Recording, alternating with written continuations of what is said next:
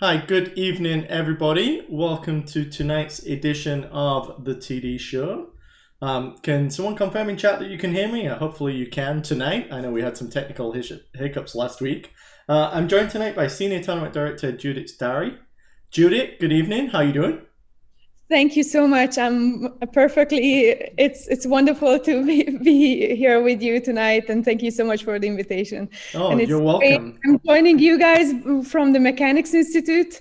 I'm very lucky that I can be here tonight. So That's fantastic. I'm glad that you were able to get in there at last, and I look forward to receiving all those tournament reports at some stage. Hopefully, once you eventually get real over the board chess going again I there know, in San Francisco. Yeah. no, everyone is waiting for that. We get questions, multiple questions, the same day. So yeah. Wonderful. So, Judith, a little embarrassing to say, this is our 17th episode, and you're actually the first female tournament director we've had officially as a guest. We have actually had one on camera before, but you're the official guest here tonight.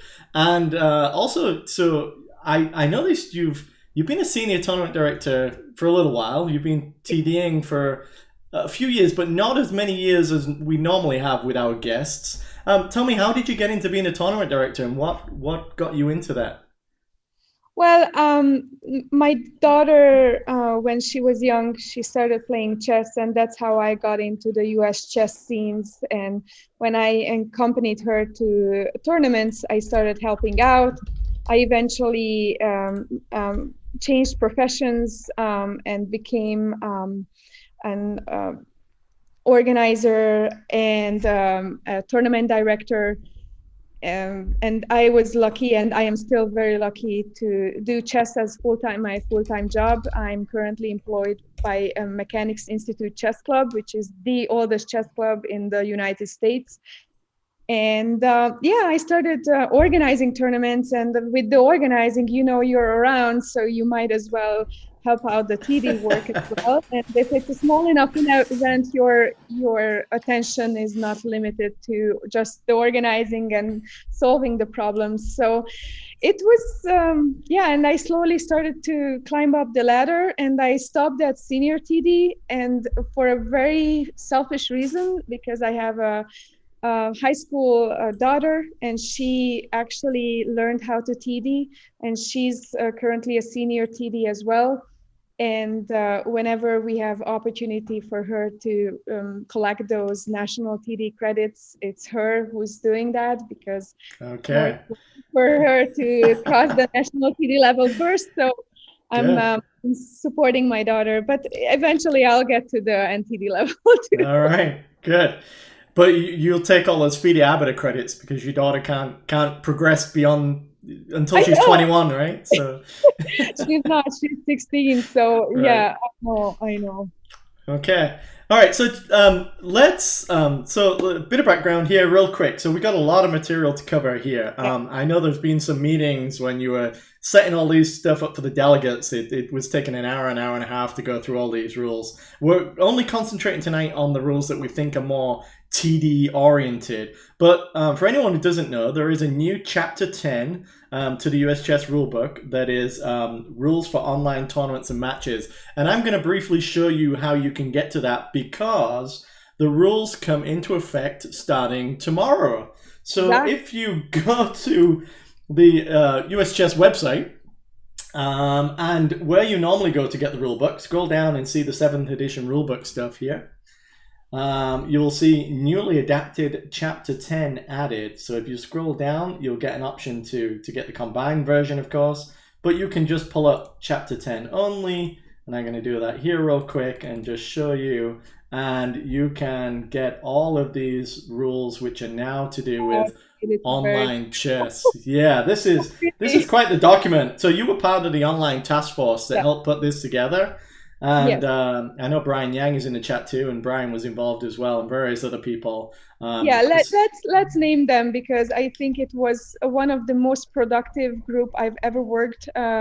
It was led by Ryan Velas and Mike Hoffbauer, and their leadership skill is beyond amazing. So I'm very happy to see them both on the executive board, and Mike, obviously the president now. And then we had I'm actually Uh-oh. Good cheating luck with because this. I don't want to miss out anyone. So we had Steve Emmett from New York, Brian Yang from Kansas, Tina Schweitz from Virginia, John Haskell from Florida, David Hayter from Georgia, and the two EB members. It was wonderful. Yeah. So we met Monday evenings was our standard meeting time. Sometimes we met twice. These were long meetings, but everyone should know that these sentence by sentence, we digested every single rule. So Okay. All right. So I shouldn't point out this little error here in 3A that where there's a word missing here or anything, right? Yes. Okay. Good. Yeah. So let's not point that out. Let's go straight to getting into it. So Chapter 10, Rules for Online Tournaments and Matches. So now one of the overarching points that I took from watching the town hall meetings, and don't worry about the town hall meetings, I'll come to those a little later on and let you know how to get to those, which provide you with a little more information on the background of how Chapter 10 came into place, and the explanation that these fine TDs gave to some of our delegates to help get these rules approved very recently. And I think they were passed had to get at least 85% of the vote. So you definitely convinced enough people to get these rules passed. We got 88% approval. So good. Yep. So let's. So one of the things that was emphasized was that these are a supplement to the existing over-the-board rules. They're not a complete replacement for everything in the rules of chess. So that I wanted to also emphasize that point as well. And you will find that listed elsewhere. So they're not a complete replacement. The rules of chess still apply to online games, but where there is something in the online in Chapter 10, it sort of supersedes, it relates to online stuff only, and therefore is more applicable. So let's get into what we think is the most important stuff to do with for TDs to know that's in. So we're not going to cover all of Chapter 10. It's just not enough time for us to do that, but we're going to cover some very important things. And the first one is the ratable time controls for online play. So this is much simpler, I think, than the ratable time controls because we don't have dual rated. There's no dual rated events in online play. So it's basically regular is 30 minutes or more, quick is greater than 10, less than 30, and blitz is anywhere from 5 to 10. Is that right? Yes. Okay. That's correct. And 10 is inclusive for 10 is inclusive in the blitz. That's right. There's probably a little line that needs to be under this to make it an equal to sign. Maybe it's a copy and paste error or something. But so then the thing to remember is the plus SS theory, which is minutes, and then the seconds is the delay or the increment, and you add the two together. So a game in 25 plus a 5-second increment would be 30 minutes, and therefore it would be regular rated. So are you aware of any online servers that offer delay? No, I'm not. Okay. So I wanted to point out that currently I'm only aware of platforms that do increments only. But we try to write the rules not to limit to the current sets of abilities that the platform's having. So we try to make sure that we leave room for the platforms, the vendors to improve their sites. And so if they ever going to do a delay, that should be also covered here. Mm-hmm. Very good. Yes, I'm not aware of any, but it would be interesting to see how they would implement that and do that. But they all seem to have stuck to the increment world, I guess, which is fine too. So let's move on. So tournament formats. This is very simple. Again, it's just any of the formats described in the rules of chess. I think those are the words missing from 3A. So I happen to put them into the presentation here, and I'll leave a space. So that's Swiss, round robin, quads, or match play. You can also do team events. One thing that is very popular, I think, on the online servers is the arena format. But those are not going to be allowed to be US chess rated. Was there any specific reason for that? It just became complicated. Like you play the same player too many times, might be made a match or something. You know, I don't know. Basically, I mean, it's not a tournament, right? It's a bunch of games looped into half an hour, whatever you want to. So there's not a tournament format that you would follow, right. And all the other reasons that you mentioned. But what I'd like an arena to is something like you get one of these Scholastic tournaments at like a pizza place, where rather than a Swiss, the tournament director is just saying, okay, as soon as you two have finished your games, you know, these two have finished the games. Okay, now you play them, you know, and you just keep pairing like on the fly type thing. Exactly, something like that. And they rate it as a Swiss, I'm sure, but you know, it's you know, but they're really not following Swiss rules, right? So they should be. Hey, you know, you get people playing chess and you get it rated, so you know. But anyway. Pointing out the acceptable formats, so the quads and the match play and the round robin. So not a lot of online vendors are able to do that automatically currently, but don't be shy. Try to run a Swiss quads or a round robin manually paired, or have the players challenge each other, and you can still rate those events. So just because the vendor is not able to do this automatically for you, like usual Swiss, don't be shy and try those. You can still rate those. Yep, sounds good. All right, let's mush on. So this is probably section 4 is probably one of the most important sections, I think. Yes. And so it must have been very difficult for you guys working through how to do this. But the old chapter 10, this is where the old chapter 10 was, and this is the gold standard of online play. Would be ideally having a US chess certified director at every single location where there's somebody playing a game, so that you're personally overseeing that you know, you have a tournament director overseeing the play at every location. I can't imagine that happens very much. I think it was happening during the amateur team playoffs, where they would have tournament directors. And I think there was a strong scholastic playoff event that happened. I think Chess Kid something. Yep.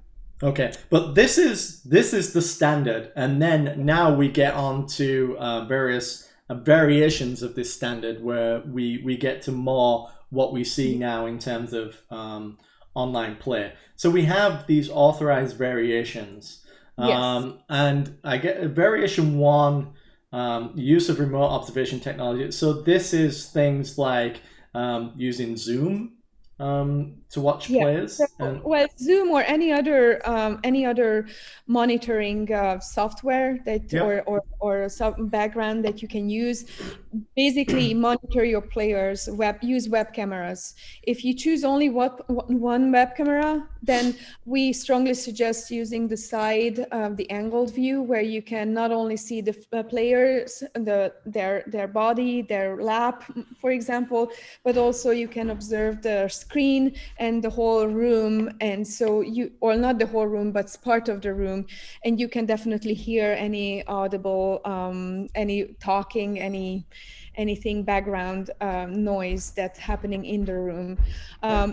The more serious version is the 2-camera. That's we use that for the invitationals, Barber, Denker, Herring, Rockefeller, and the senior that happened a few weeks ago, where we required 2 cameras, both the face, so we can monitor eye movements and the head movements, and also the side camera. So these are the more serious, when you have larger prize fund money, you should apply these techniques, I think.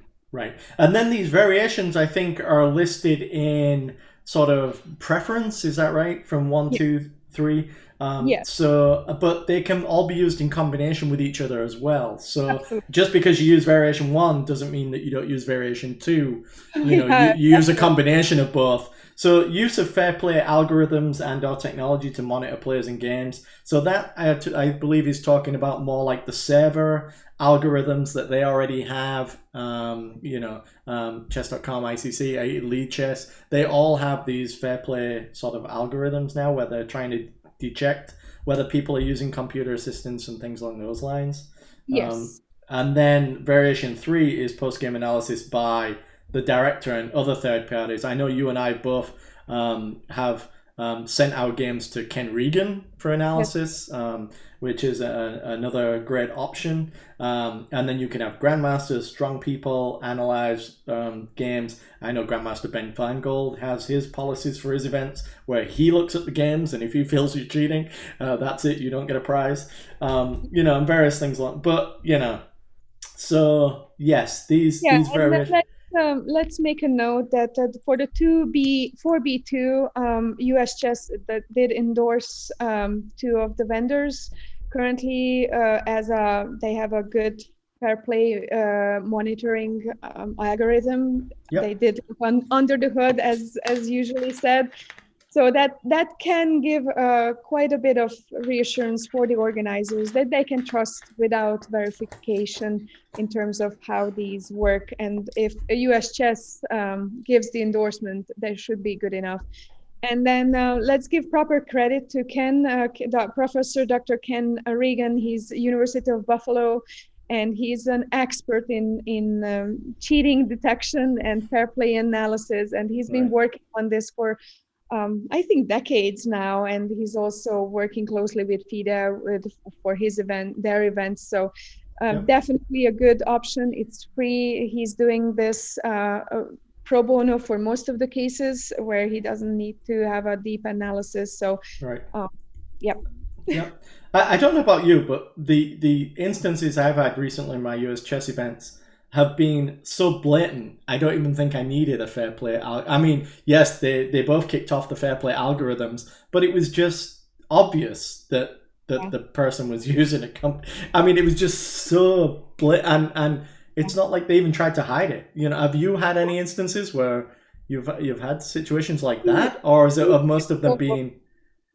We had both. We had players who we just knew it can't be happening. It went so far that I had one instances that even with my limited rating, so I'm not a really good chess player, but even for me, and then for the director of mechanics, Abel Talamantes, we both said this can't be happening, and we kicked the player out in the middle of the tournament because he beat Rauf Mamedov plain and simple, and Rauf was saying, "Ooh, that didn't feel right. Like I did not play badly," and GMs they actually admit if they played badly, so. Yep. But going from that blatant cheating, we actually have a little bit of a few other subtle cheating, which is always a hard case to solve. So yeah. Sure. Yeah. Okay. So let's get on quickly. I just wanted to do 5. So a lot of this it's more of an organizer thing. So the document itself, Chapter 10, does relate more also to organizers, to help them with running these events. But I just wanted to point out that all games in an online event, rated by US Chess, played using the same host server. So that means you can't have some on chess.com and some games on Lead Chess and combine those two for standings. And then also the obvious 5B, use of other chess software, just saying you can't use chess software to analyze the game while you're playing. Yeah. So. Yeah, and the question in the chat: have there been over-the-board sanctions for online cheating? I even if I was aware of any ethics issues like that, I wouldn't be announcing them here, unfortunately. So I will leave that to the powers that be to determine whether they want to let people know what has happened to potential people. But let's and I would encourage every organizer, if they have a very blatant cheating case, to submit that fair play ethics complaint for the fair play violation, and For then sure. it's up to the ethics committee what they decide, whether they decide banning for over the board or not. So Yep, certainly. So event-specific rules and TLAs for online events. So that's the name of the section 6 yes. here. Organizers and chief TDs, you collaborate, you work together, distribute event-specific rules, and then event rules are available to all players. So just again, if you have specific event rules, you've got to let players know what those event rules are. Is basically Yes. what this is all about. Is this a section where you had the TD tip? Yes. Okay. The longest tip. Here you go, guys. Right. I think I should be able to pull that up somewhere, right? Let's see here. So yes, 6. There we go. 6A. Yep. That's Start so of the TD tip. We strongly encourage everyone to read those tips. Why we created this, not because we wanted to pat our back and that we created the longest TD tip ever, but because we feel it's very important. There are differences between the good old over-the-board tournament and how you announce those tournaments and what you're paying attention versus the online one. And this is a combination of several TD tips that all 7 of us gathered together that we feel it's very important and very useful, could be useful for other organizers. So please use this TD tip. Right. And am I right in thinking a lot of this is, I know you say in the rules that it should be organizer and chief TD working together, but a lot of this stuff is aimed at also the organizer predominantly, because they have to put this stuff together when they're thinking of running online events. But this list is a great bullet point list of what they should be thinking about in terms of the information that's needed to give to people that want to play in there.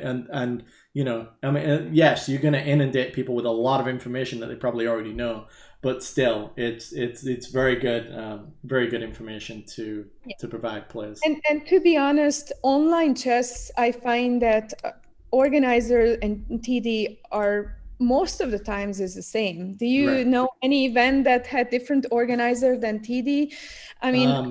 Well, of course. I know. Well, talking about the National Open, then yes, but but the online stuff, I don't think I'm aware of any. Most of the clubs, especially the smaller clubs, when the organizer is the TD, because there's not a lot of actual TDing you have to do during the events most of the time. So it has to be a really high level and bigger online tournament that really needs separate organizers and TDs. So it's a little bit of interchangeable, I think. Yeah. But all of this stuff in chapter 10, it boils down to when you're advertising your event, make sure the players know like the rules and what they're getting into basically with all of these events, as you should for any over the board event too. So it's it's very simple. So event registration and identifiers of the players. So this is not new, but not necessarily something everyone was doing prior to tomorrow.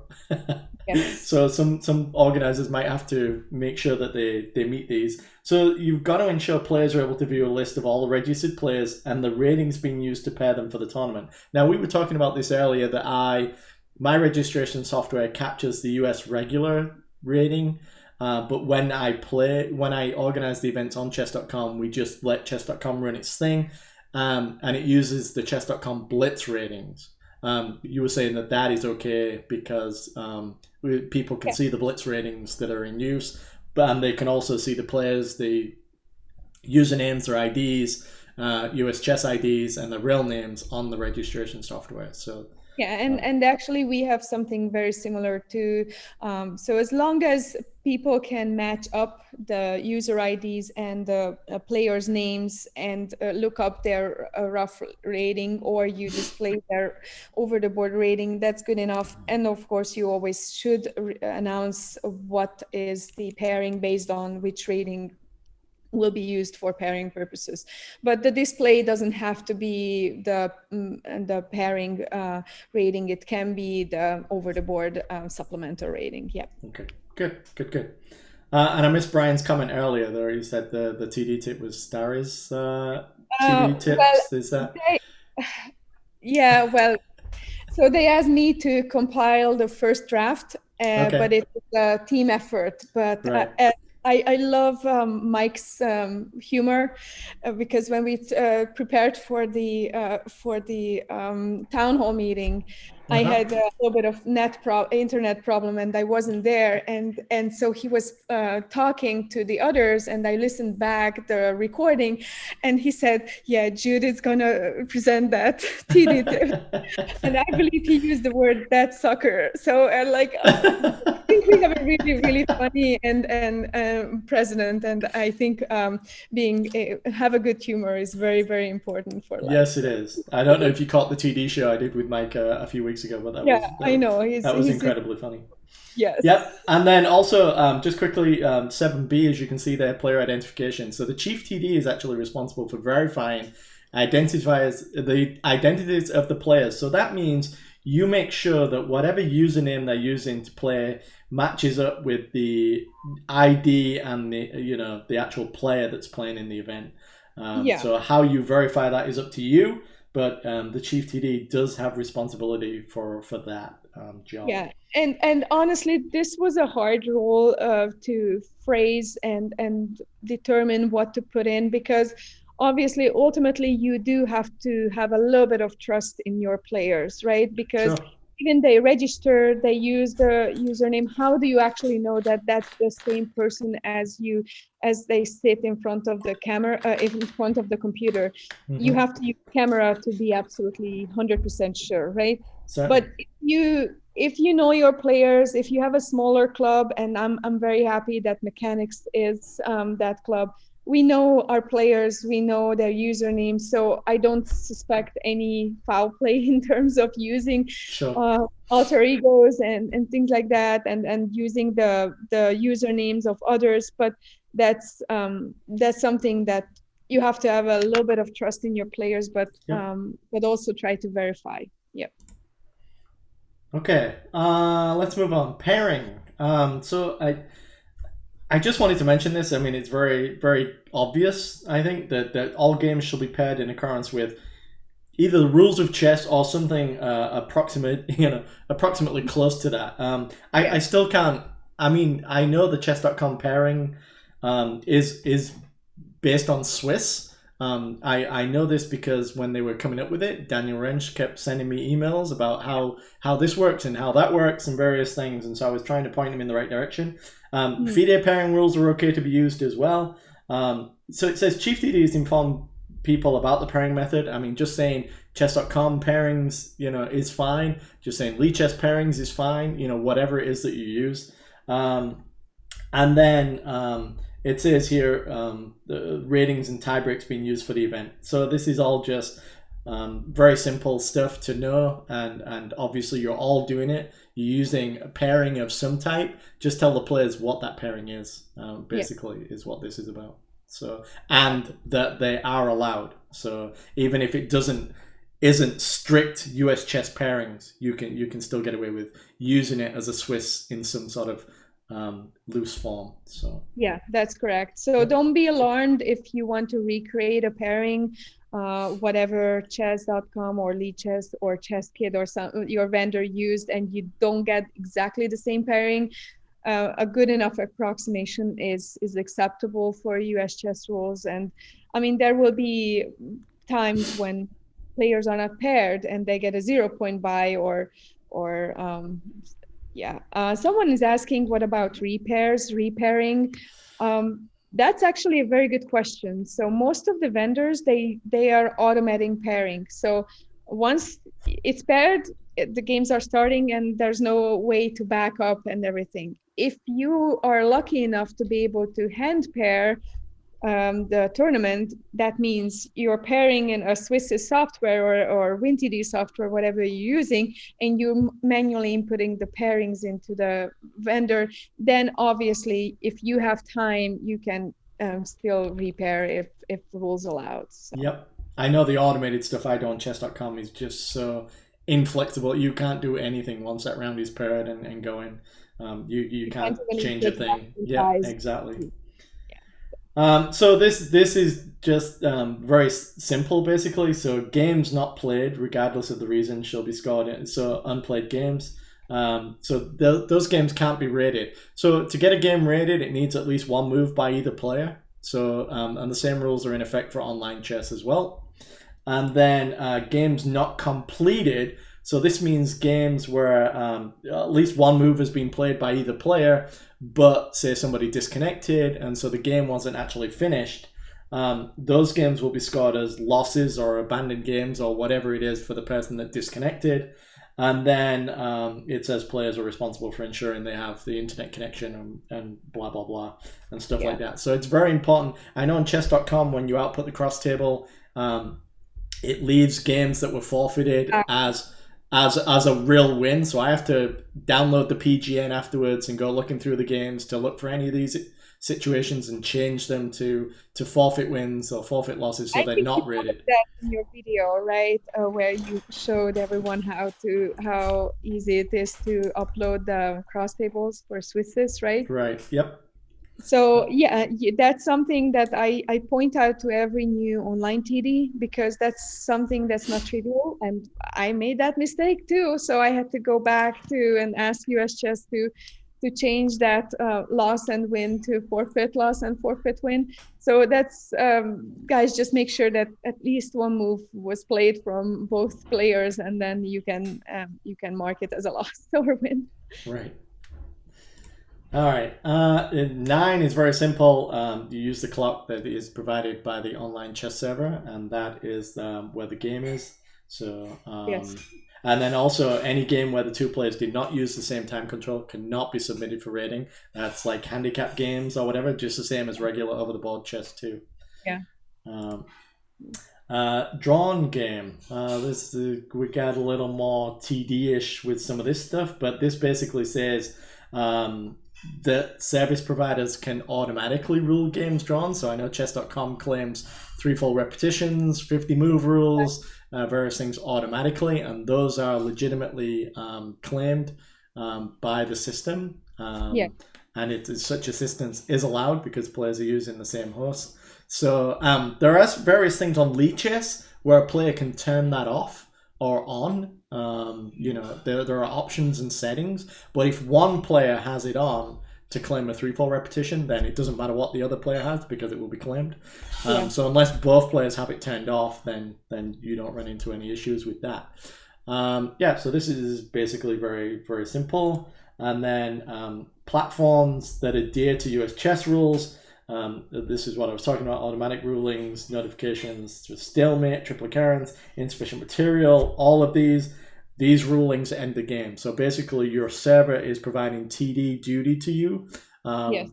And this is why you don't necessarily have to get involved as much as a tournament director. And then it says platforms that adhere to FIDE rules are also permitted. I think Lichess uses FIDE rules, and chess.com uses US chess rules in terms of like some things like insufficient material to continue and various things along those lines. So you just got to be aware of that type of stuff. But as it says, an automatic ruling on a drawn position made by a FIDE compliant system shall also end the game.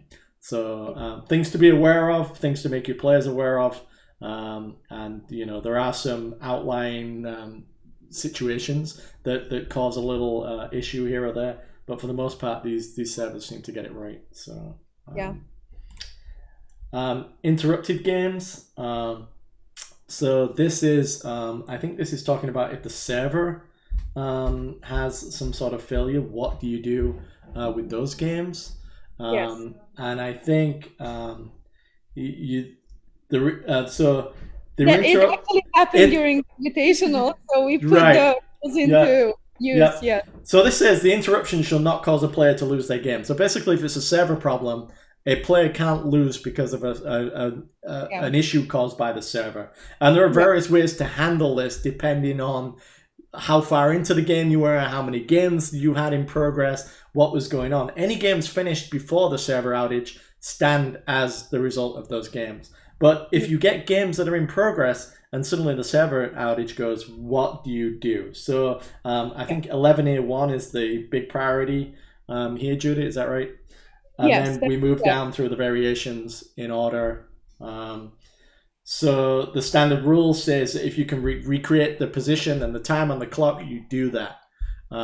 That's what you want to do. So and let's give a little bit of TD tip here, because we saw this firsthand during the invitational. So when a server goes down and the players' games are interrupted, don't panic. That's the number one rule. Don't panic, and start making screenshots of your players' games, and ask your players, maybe even the pre-tournament communication should have this, that if in case unlikely event happened that the server crashes, take a picture of your current position. Don't panic, don't reload the page, take a position picture. Because what you do with that, you have the position, you have the clock, and if your TD has enough power on those vendor servers, then they can recreate that position and restart your game, online game, from that position. You have to know how to create fan codes.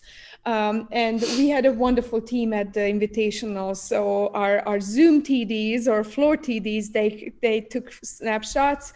Brian Yang was fantastically fast enough super fast to create these fan codes, and I helped with chess.com staff to restart these games from the exact positions. So practice those fan codes, because it will come handy. And if people don't know what the fan code, go input a position on chess.com, and instead of saving as a PGN, there will be an option to save it as FEN, fan codes. This is used for blind players and by people too, to read any chess positions online too. So and fen code is just one position, right? The fen is just one string of one position, right? It's a string of codes, letters, and numbers that describe a position, but it also has the information of who's moving and castling rights. So pay attention to the castling too. Okay. And then there is a question in the chat. I'm going to come back to that question. Let me just run through. So I know you were able to recreate those. If you're not able to recreate them, there are some variations here. So the director restores the position agreed upon by both players. That seems very simple. So if you can't recreate the final, the actual position, if you can recreate a position that both players agree on, then you would do that. If the last known position is not available for some games, then I guess you'd have to start those games from scratch. And if you can, you give the players the full amount of time. Is that Yes, I think that's the correct. I want to double check myself, but yes. And then game on move data for all unfinished games is not available. You're just going to have to. But there are some things like it might just not be possible to do. If this is some Blitz tournament, you got 50 games going. I don't know. You might have to make a determination on what to do with that round at some point. Whether to replay it, whether to let games stand, whether to who the heck knows.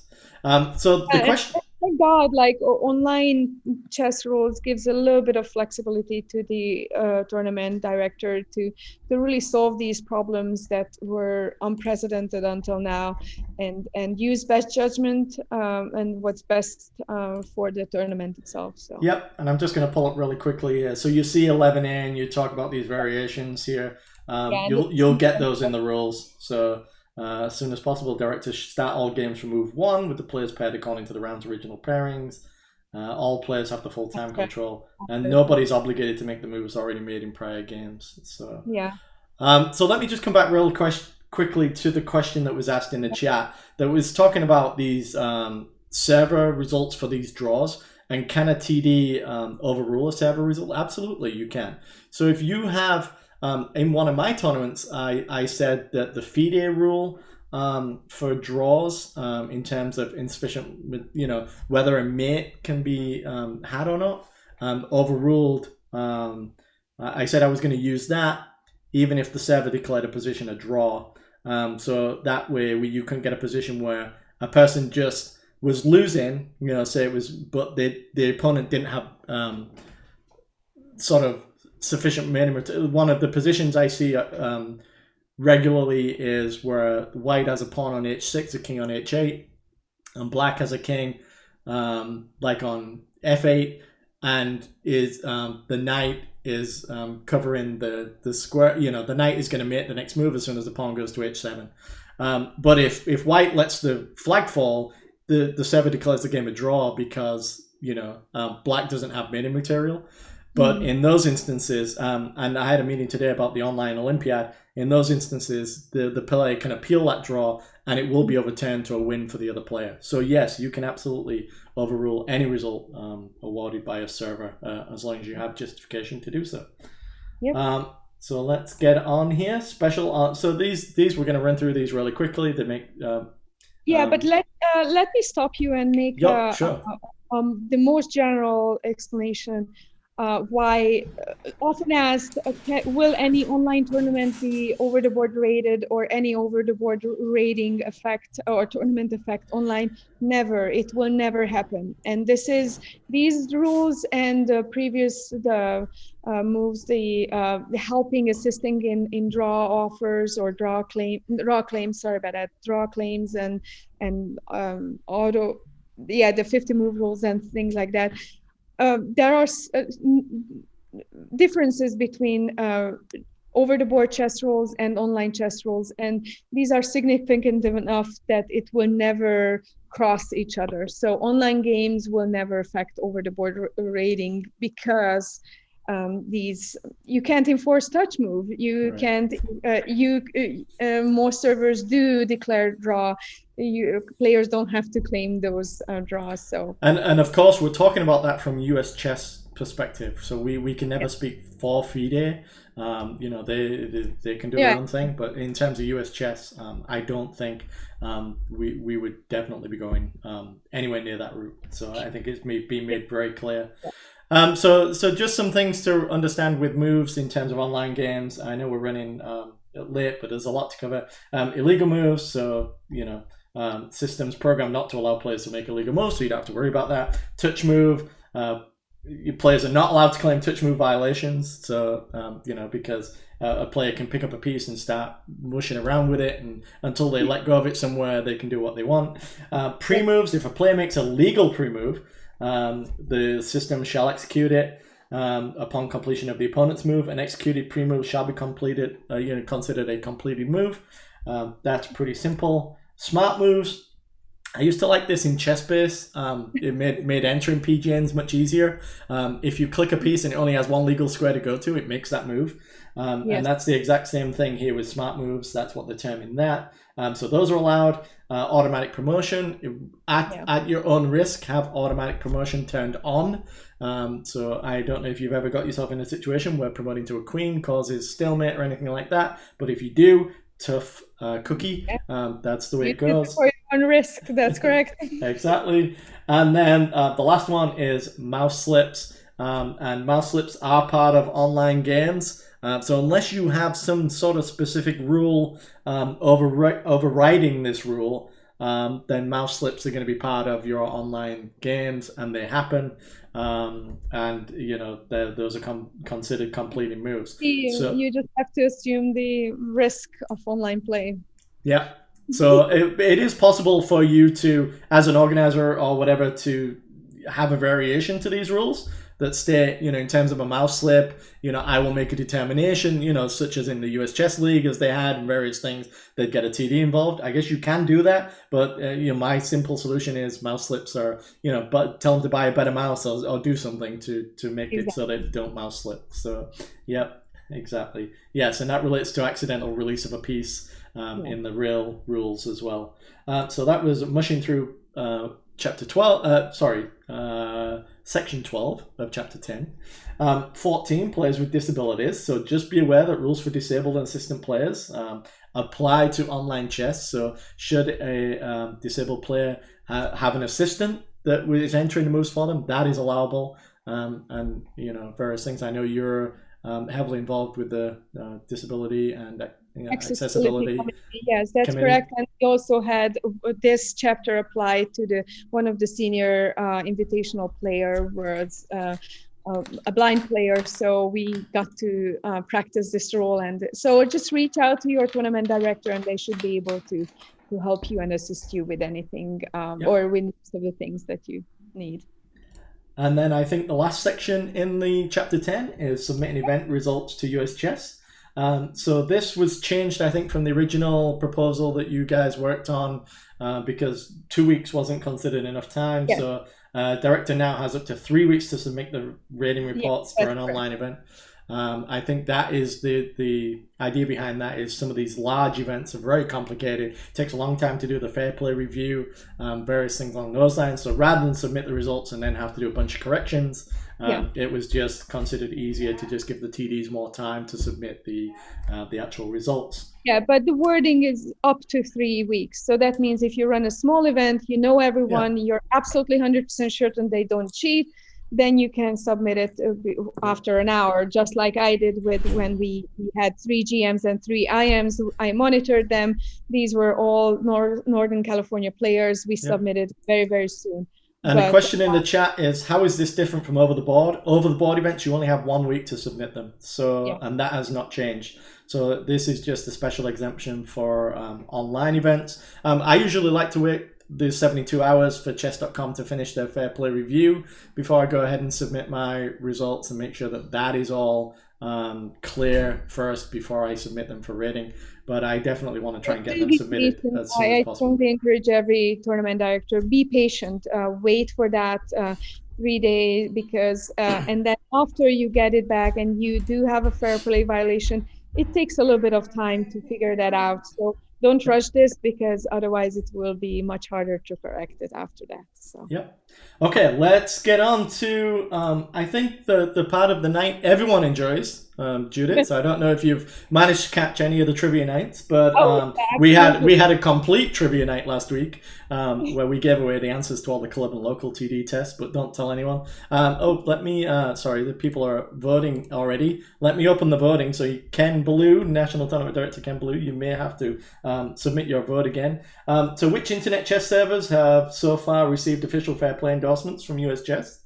And if you need to find those, you can go on to Chess Life Online and view those fair play endorsements and exactly what they mean. So is it 1, chess.com and Lichess, 2, Lichess and Chess24, 3, ICC and chess.com, or 4, Chess24 and ICC? Wonderful, and we get all the answers. Everyone is saying it's number 3, right. So that is correct. Is that correct? Number 3? Yeah, that is correct. Currently. All right. Let's go. I'm going to close the voting off here. So hang on 1 second, Judith. So I'm going to announce and then these vendors, and then hopefully you will be able to use their fair play algorithms to detect violations. Yeah. Exactly. So as Judith said, it is ICC and chess.com are the two right now. So let me go ahead and get to question 2 here. I think the questions are a little easy tonight. We deliberately maybe did this just to make it, because we knew it was going to take a while to get through the presentation. So under which online rating systems would a time controller game in 25 delay 5 be rated? Is that blitz only, 2 quick only, 3 both quick and regular as dual rated, or 4 regular only? So go ahead and type 1, 2, 3, or 4 in the chat. Judith, hang on 1 second. Don't tell anyone the answer. I'm not gonna tell anyone. All right. Give them a chance to go through. All right. Looks like everyone might be paying attention. Yeah, they might just be paying attention. You're so right. This is a little bit different than over the board, obviously. Yeah. If Rob USCF, if you actually type a 3 anywhere in the chat, it will register that as your answer. So we actually have one answer registered as a 3. So I'm going to go ahead and close the poll for this one. Judith, the answer is number 4. That's correct. So this is different from over the board. Over the board online games are either quick or regular rated. There's no dual rating in online rating system. Exactly. Yep. Regular only. So question 3. Let me go ahead and open the polling for the vote. In an online event, every player has the right to know what information about all the other players in an event. Is it one, real names, usernames, US chess IDs, and ratings to be used for pairings?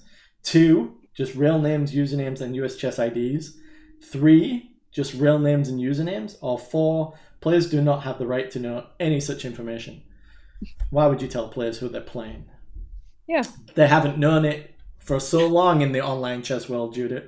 Why do they need to know it now, huh? Yeah, exactly. You will find out from the cross table anyway, right? Exactly. Yeah, that's the answer we used to give, right? You'll once it's rated, you'll then be able to go back and see who you played. I mean, you won't necessarily be able to match the 4 games with the usernames, but you know. Okay. Any more votes? Any more votes? We have a bunch of people all coming up with the same answers. Are we gonna get the first ever night where everybody scores 100% here? Did I make the questions way too easy? So I have closed the voting, so please put people out of their misery, Judith.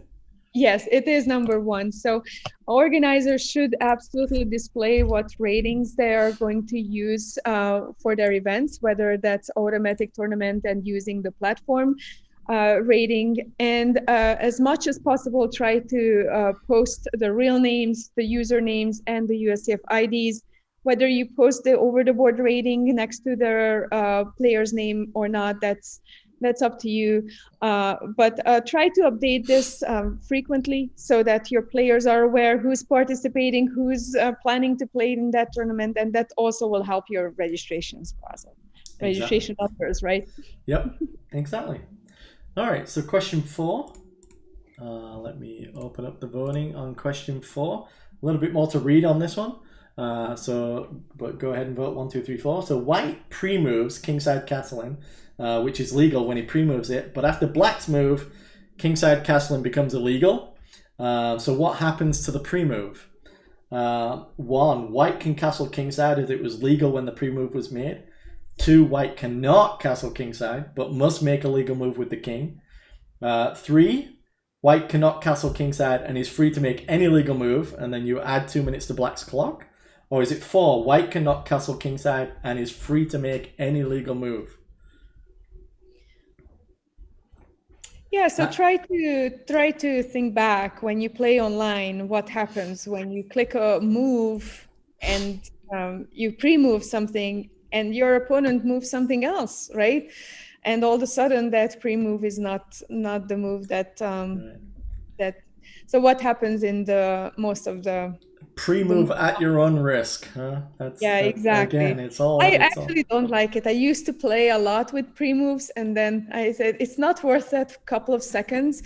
And when it's right. Just yeah, I've had some people argue that pre-move should not be allowed, but I mean, just because it's sort of an instantaneous thing, right? There's no ever in an over-the-board chess world that you would be able to pre-move instantaneously. In blitz, you can do it. I mean, you can, because you can make a move as soon as your opponent has made a move, as long as they still hit the clock, and then you hit the clock back immediately. But I think in the bullet chess world, it's very, very useful because bullet chess only survives. But bullet chess can't be US chess rated, right? So, I know. I'm just saying that the pre-moves, the pre-move culture, I think it has to do something with the bullet chess. Yeah. Right. All right. So let's go ahead and close this off, and I will let you. So the answer is not necessarily 100% clear on this one, but I think, for what we know right now, the answer is clear. Does that make any sense? The answer is number 4.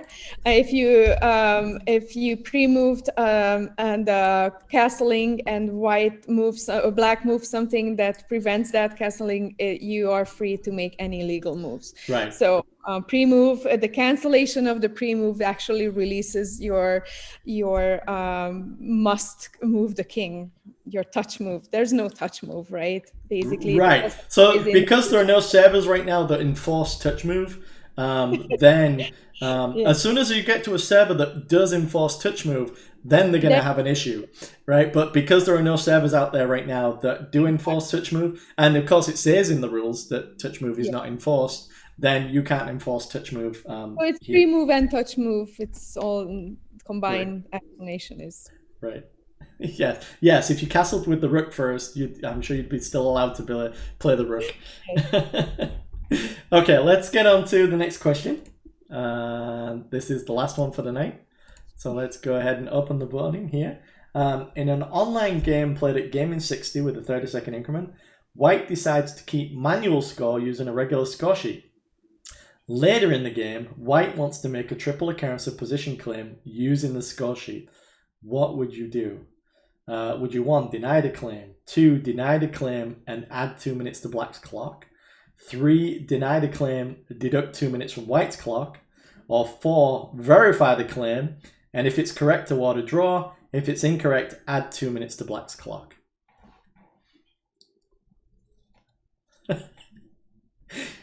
Oh, Brian Yang, stop giving clues.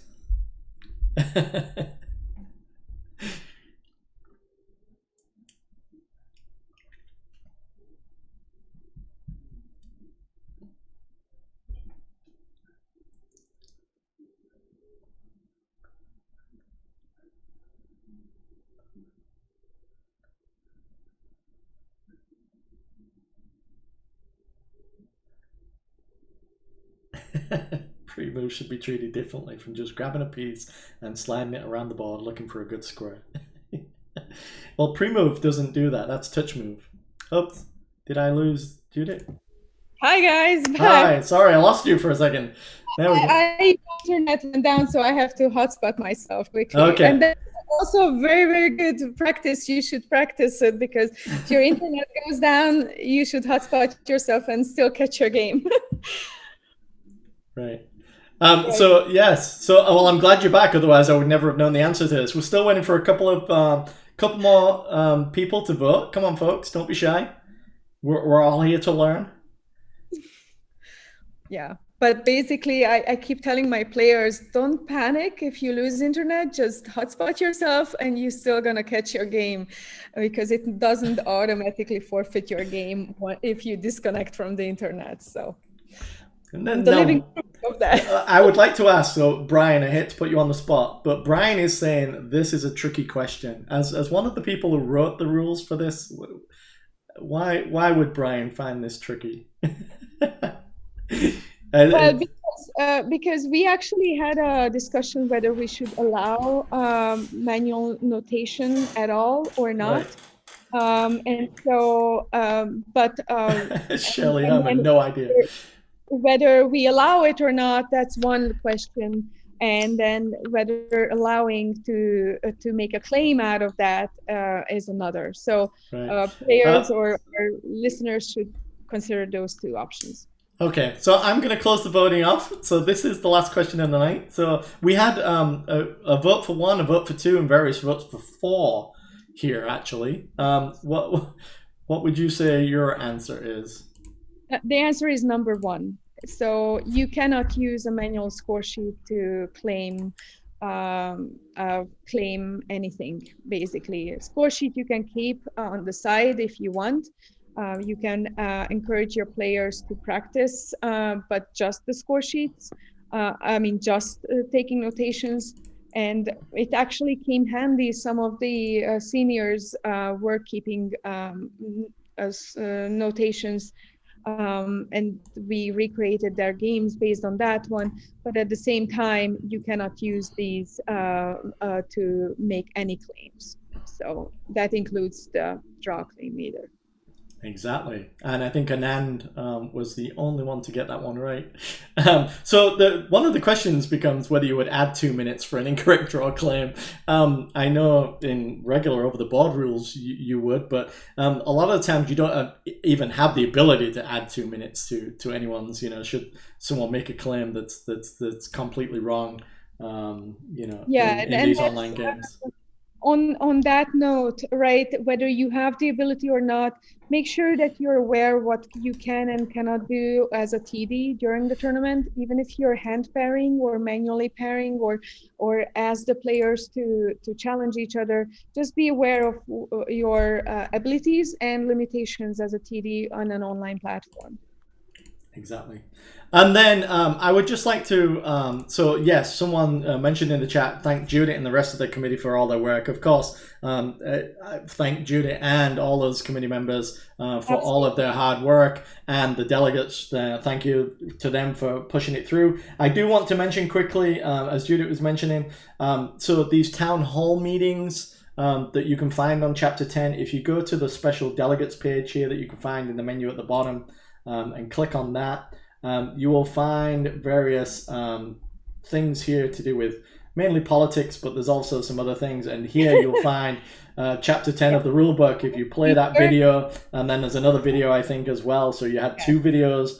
There's the other one on the official. Two actually different ones. So the first one was more like a TD training, organizer training, best tips, and our interpretation of the rules, and basically a slideshow throughout the town hall. And the second, we changed it up, and Brian led a really great discussion of feedback from the delegates, so and answering their questions. So it was a fun change between the two town halls. So do listen to both of them. So, but I will mention that the rules that were passed actually did change slightly from, but due to these conversations in the videos is why the rules changes probably happened. So the rules did, some of the wording did change slightly. So when you actually get to the chapter 10, use whatever's in that rule document. Don't necessarily go by what you see 100% in these videos. So Judith, thank you very much for being able to join us tonight and provide us all of the inside knowledge there on how these chapter 10 rules came to be. And remember, folks, that these rules are effective from tomorrow, August 21. So that's in about 2 hours for me. I don't know about anyone else. But yes. So if you're running online events, you are destined to use, online US chess rated events. These are the rules now that you should be using, a lot more in depth than what you've been used to with the online rules. So just be aware and make sure that anything you're doing complies, change whatever you need to do, and change all that stuff. So Judith, thank you very much for being not only our first female guest on the show, but our first senior tournament director as well. But you're also our first, I think you're on so many committees, chair of the clubs committee. I think you might be our first clubs committee member that's on here. You're definitely our first Mechanics Institute staff member on the show as well. So thank you for giving us a view of the mechanics there too. And it's been fantastic having you on. And folks, thank you also for tuning in and for taking part in the trivia, and hopefully you all learned something tonight. It's the learning curve is steep right now. It's a new world for us all, but hopefully we'll get back to over the board chess at some point. Oh yes, and a comment there that someone did mention, starting September 1, US Chess will start charging you for rating these online events. So your regular fee of 25 cents a game. Yes. So if you're running events that have hundreds and hundreds of blitz games, it might cost you a few dimes and nickels here to get those events rated. But remember, so you're free through the end of this month, but from September 1, regular charges will apply.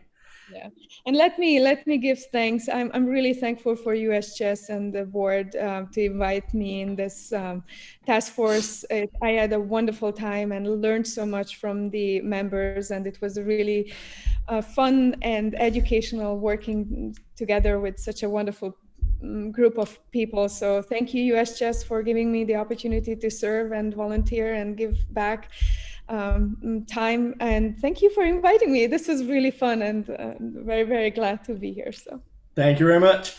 All right, folks, that's it for tonight. Hopefully we'll be back next week with another TD show, so stay tuned for announcements on the US Chess website and Twitter and wherever else we announce the show. And that's it. Take care, everybody. I look forward to seeing you all next week. Bye for now. Bye, guys.